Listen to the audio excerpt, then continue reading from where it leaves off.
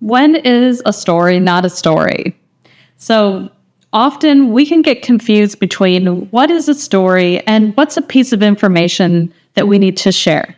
So I don't know if you've been there, but I sure have. When someone puts a slide up, and on that slide, there are 4 different charts, and then someone gestures behind themselves and says, I think these graphs really tell the story of what's going on here.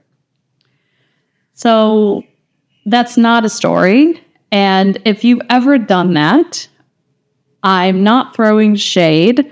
I only want to bring to light that a story is something that has a message or meaning in it that we can connect to. And often that connection is felt on a very personal level. It is difficult, near to impossible, to personally connect with a chart or a graph.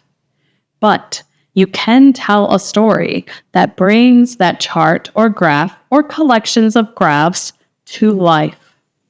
Don't ask a chart to do what you, the human, the storyteller, should be doing.